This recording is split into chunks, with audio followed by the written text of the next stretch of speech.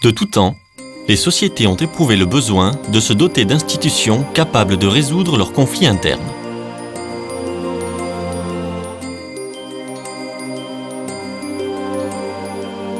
Tout au long de l'histoire, l'administration d'une justice garantissant le respect des lois a adopté des formes innombrables,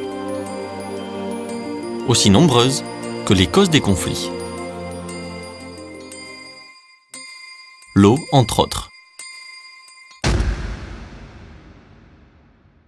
L'eau, qui est source de vie, peut aussi être source de conflits. Étant un élément fondamental pour la vie, et parfois rare, la régulation de son utilisation est aussi ancienne que l'humanité.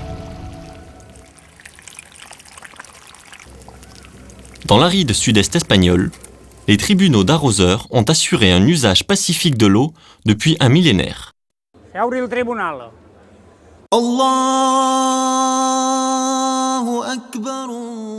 Cela fait plusieurs siècles qu'à Murcie et Valence, l'on n'entend plus la chanson du muezzin, qui appelait à la prière. Cependant, tous les jeudis, il est possible d'entendre la voix des officiers annonçant la justice des séquies.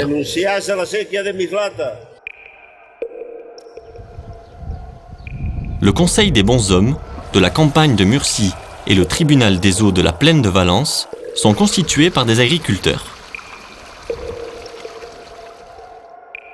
Comme jadis, leurs membres sont choisis démocratiquement par la communauté d'arroseurs qu'ils représentent. Il s'agit de personnes réputées pour leur honnêteté et pour leur connaissance des us et coutumes inhérents à leur mode de vie. Leur rôle est de veiller au respect des ordonnances, non que reçoivent les normes approuvées par les communautés d'arroseurs.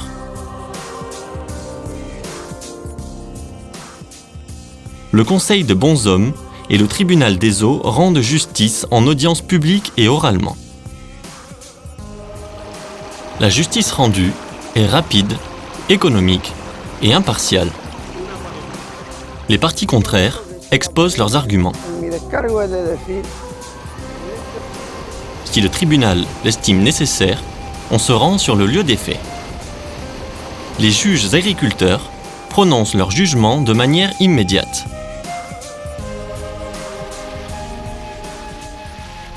Les sentences sans possibilité d'appel devant la justice ordinaire sont acceptées surtout en raison de leur impartialité et de l'autorité morale de ceux qui les prononcent.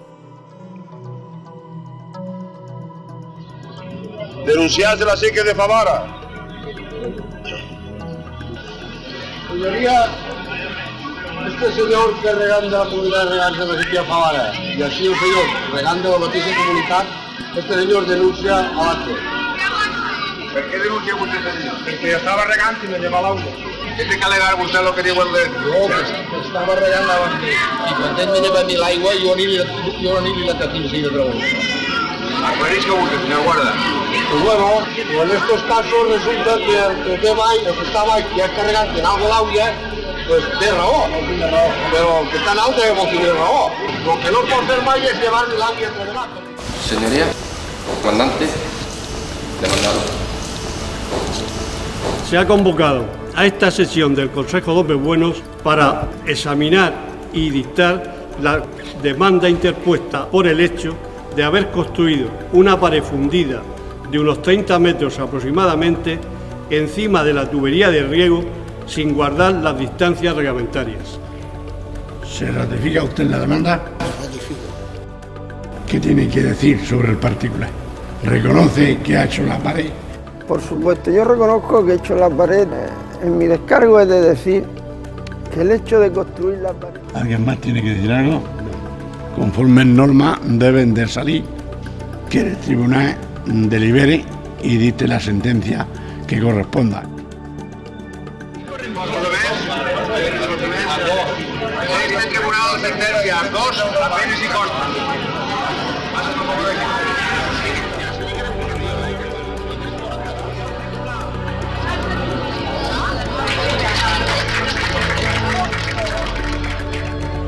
Yo creo que hay una cosa que está clara, hay una infracción manifiesta, hay consenso en la sentencia que se dicte. Consejo de Hombres Buenos, después de deliberar, ha dictado la siguiente sentencia: condenar al demandado para que en el plazo de 15 días derribe la pared fundida construida ilegalmente, dejando libre y expedito el cauce y los quijeros según nuestras ordenanzas y costumbres de la Huerta de Murcia, cuya sentencia es firme.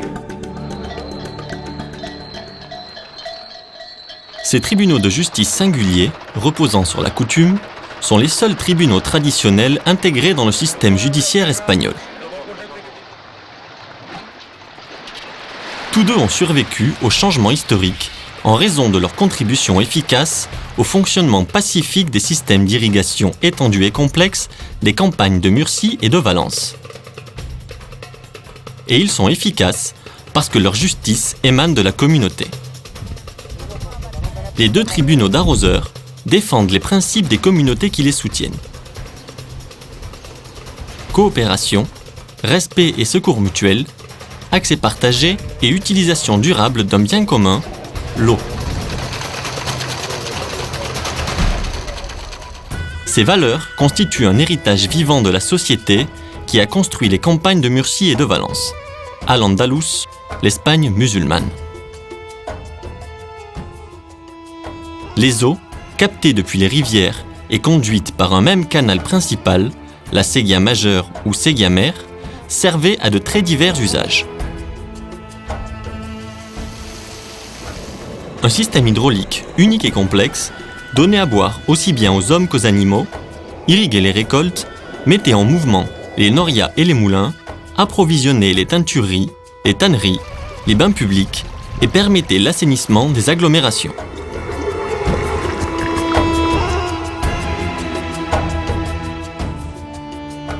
À la suite, l'eau était restituée aux voies naturelles, ce qui contribuait à sa réutilisation en aval, ainsi qu'au maintien de la biodiversité.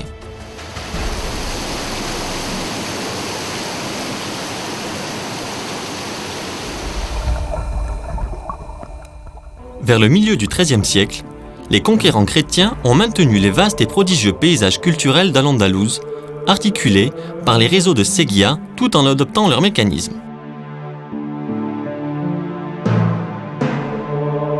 À Valence, le roi Jacques Ier d'Aragon a garanti la continuité du partage de l'eau des Séguia. Segons que antigamente se fou establit i acostumat en temps de sarraïns. À Murcie, Alphonse X, roi de Castille, établit que le titre de juge des Séguia, héritier du maître de la Séguia d'époque musulmane, fut maintenu. Que oya los pleitos de las aguas cualquier hora y día con consejo de hombres buenos. Outre la base matérielle, les nouveaux occupants chrétiens ont hérité et maintenu les aspects immatériels de l'irrigation d'Al-Andalus, qui comprenaient le vocabulaire, les principes et les institutions, et parmi celles-ci, les tribunaux d'arroseurs.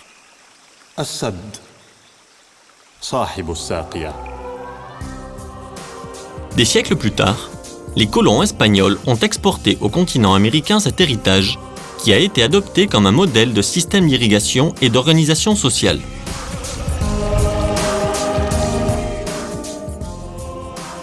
Conscients de la dimension culturelle et environnementale de leur héritage et de leur mode de vie, les arroseurs traditionnels de Murcie et de Valence se sont engagés à maintenir ces symboles identitaires de tout un peuple.